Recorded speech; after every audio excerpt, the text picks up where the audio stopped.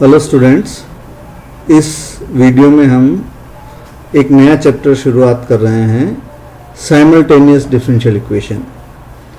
Differential equation आ रहा है, इसका मतलब डिफरेंशियल कोएफिशिएंट तो ज़रूर होगा ही, और इसके साथ साइमल्टेनियस इक्वेशन है। इसका मतलब ये यहाँ पर हमें एक वेरिएबल नहीं सॉल्व करके दो वेरिएबल सॉल्व करने हैं, और दो या दो से अधिक वेरिएबल भी हो सकते हैं। तो जितने वेरिएबल होंगे उतनी ही संख्या में हमारे पास इक्वेशन होगी, यदि हमें उनका कंप्लीट सॉल्यूशन फाइंड आउट करना है। तो दो इक्वेशन लिखता हूं मैं दो वेरिएबल के लिए, f1d into x plus f2d into y बराबर t1 कुछ फंक्शन है, इसको मान लीजिए। और इसी प्रकार से दूसरा इक्वेशन बन जाएगा 5(1d) into x plus 5(2d) into y is equals to t2। ये दो इक्वेशन हैं। हम इस तरह की इक्वेशनों को पहले सॉल्व कर चुके हैं, लीनियर साइमल्टेनियस इक्वेशन को। यदि हमारे पास 2x plus 3y is equals to 5 और 7x plus 9y is equals to 8 कोई इक्वेशन है, तो हम इसको सॉल्व कर सकते हैं। लगभग उसी मेथड से हम इसको सॉल्व करेंगे। यहाँ एक y को या x को रिमूव करके एक की वैल्यू निकाल लेते हैं, और फिर इसको दूसरे इक्वेशन में पुट करके इसको सॉल्व कर लेते हैं। दूसरी वैल्यू को किसी एक इक्वेशन में रखकर सॉल्व कर लेते हैं, तो हमारे पास इक्वेशन आ जाता है। जैसे फॉर एग्जांपल आप देखें, एक मैं बहुत ही सिंपल इक्वेशन लेता हूँ, dx plus wy is equals to 0 और dy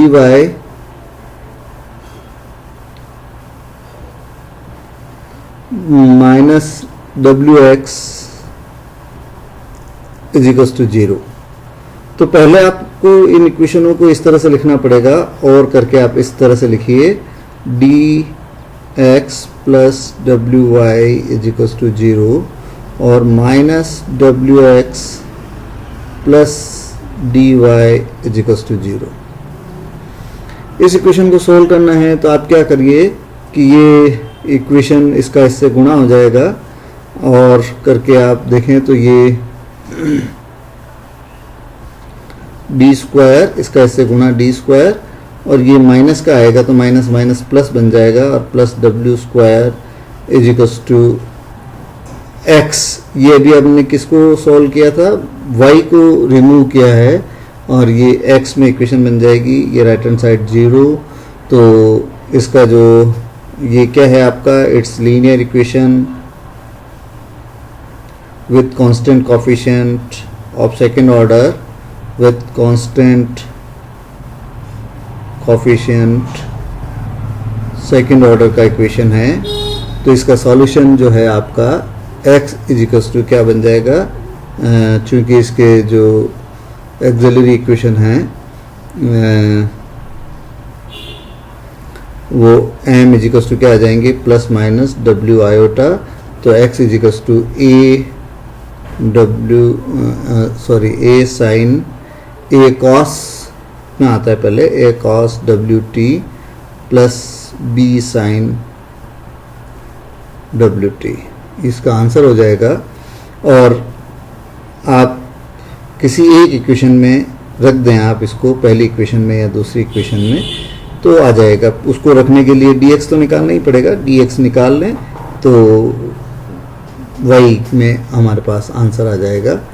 dx कितना हो जाएगा, dx इज इक्वल्स टू हो जाएगा हमारे पास, इसको डिफरेंशिएट कर दीजिए, माइनस ए डब्ल्यू साइन डब्ल्यू टी, और ये w नहीं हो कि एक तरह से ओमेगा होगा, कोई फंक्शन इस तरह से होगा ये, प्लस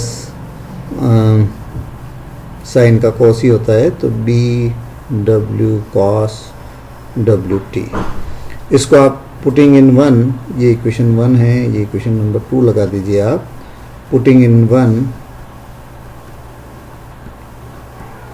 तो हमारे पास ये क्या बन जाएगा, y is equals to -1/w और इंटू डी एक्स कर दीजिए, आपके पास डी एक्स है और -1w से उसको गुणा करा दीजिए, तो ये इक्वेशन बन जाएगा मेरा ए डब्ल्यू साइन ए, डब्ल्यू तो डब्ल्यू से कट जाएगा, साइन डब्ल्यू टी, ये प्लस का है तो माइनस का है तो प्लस का बन गया, और ये प्लस का है तो माइनस का बन जाएगा, माइनस बी कॉस डब्ल्यू टी। तो ये x और y हमारे पास आ गए हैं, तो ये हमारे आंसर हैं, और y करके ये लिख दीजिए। तो x is equal to something और y is equal to something is the answer.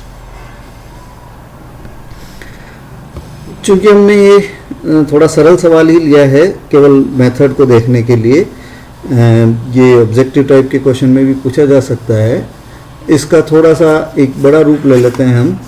This equation will be now here when I right this equation. एक सवाल लिखता हूं मैं, one more question, dx plus 5x plus y is equals to e raised to the power t, or dy minus x plus 3y is equals to e raised to the power 2t।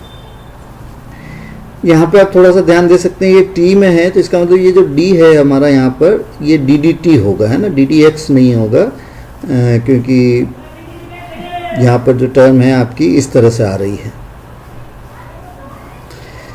इसको पहले तो rewrite कर लेते हैं, और करके आप इसको ऐसे लिख लीजिए, dx की टर्म को साथ में इंटू x और प्लस y का एक ही टर्म है, is equals to e to the power t, और यहाँ पे ये माइनस x की टर्म और plus d plus 3 into y is equals to e to the power 2t। ये हमारे पास एक इक्वेशन आ गया। इस इक्वेशन को जब आप y के लिए सोल्व करेंगे, मतलब y को रिमूव कराएंगे, तो आपके पास x में एक इक्वेशन बनेगा। वो y को रिमूव कराने के लिए आप देखिए, इसको गुणा इससे करा दीजिए आप, और माइनस इसका गुणा इससे करा दीजिए, तो ये इधर जो बनेगी टर्म वो इस तरह से बन जाएगी, d plus 5 into D plus 3, इनका गुणा हो जाएगा आपस में, माइनस ये माइनस माइनस प्लस, इनके कोफिशिएंट 1 है तो ये 1, और ये किसके लिए सोल्व हो रहा है, आपका y रिमूव हो रहा है, x में वैल्यू आएगी। और राइट हैंड साइड में क्या करना पड़ेगा आपको, ये जो वैल्यू है इसको आप इस तरह से पुट करना पड़ेगा। राइट हैंड साइड किसके बराबर हो जाएगा, ये वैल्यू पॉजिटिव आएगी, d plus 3 into e raise to the power t, और माइनस ये वाला term e raise to the power 2t। जहाँ मैं ये निशान लगा रहा हूँ वो पॉजिटिव टर्म के लिए है, जब आप y को सोल्व कर रहे हैं और x में वैल्यू निकाल रहे हैं। तो यहाँ से आप समझें, तो ये इसका ये जो नोटेशन है आप इसको इससे गुणा करा दीजिए पॉजिटिव, और फिर आप एक गुणा इसका इससे करा दीजिए, तो ये दो गुणा जो होंगे वो पॉजिटिव होंगे, बाकी के रिमेनिंग गुणा नेगेटिव होंगे। जब हम किसको सोल्व कर रहे हैं, y को सोल्व कर रहे हैं और x के रूप में आंसर निकाल रहे हैं, तो ये थोड़ा सा हमें ध्यान रखना पड़ेगा। ये इक्वेशन क्या बन गया, आप इसको सोल्व कर लीजिए, डी स्क्वायर तो आएगा ही आपका, डी स्क्वायर 5 और प्लस 8d 15 और plus 16 into x is equals to, हमारे पास इसको सोल्व कर लीजिए आप, तो डिफ्रेंशिएट करेंगे तो ये e raise to the power t रहेगा, ये 3 तो ये 4 e raise to the power t बन जाएगा, और minus e raise to the power 2t बन जाएगा। This is the linear differential equation with constant coefficient. ये बहुत इंपॉर्टेंट है, ये आपको चैप्टर फर्स्ट ईयर में पढ़ाया हुआ है, इसको आप बार बार आ रहा है, ये आपके पहले एक चैप्टर में भी था, इस चैप्टर में भी है, आगे भी आएंगे।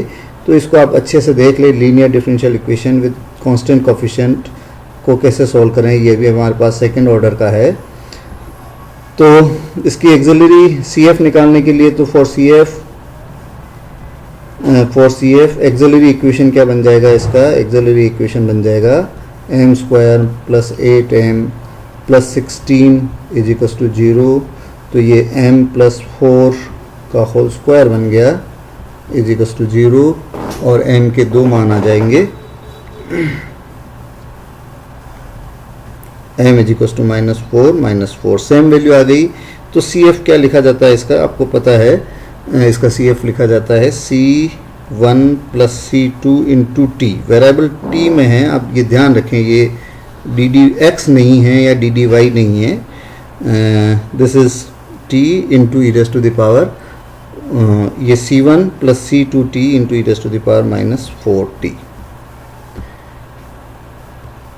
और PI जब निकालना है तो PI कैसे निकलेगा, इसका PI निकालने के लिए ये दोनों ही e raise to the power x की टर्म है, तो इसको दोनों को एक साथ ही लिख देता हूँ मैं। 1/4 तो आगे आ जाएगा, 1/d स्क्वायर, क्योंकि d is equal to a रखना होता है तो इसी में लिख दीजिए 8d plus 16 into e raise to the power t और -1/d square plus 8d plus 16 into e raise to the power 2t। PI जब e raise to the power x के रूप e raise to the power x या ऐसा होता है term, तो हम क्या करते हैं, इसको d को a से रिप्लेस करा देते हैं। तो ये जो मेरी टर्म है d को a से रिप्लेस कराएंगे, मतलब 1 से रिप्लेस कराएंगे, d 1 प्लस 9 प्लस 16, तो ये हो जाएगा आपके 7 और 8 25 4 और 24।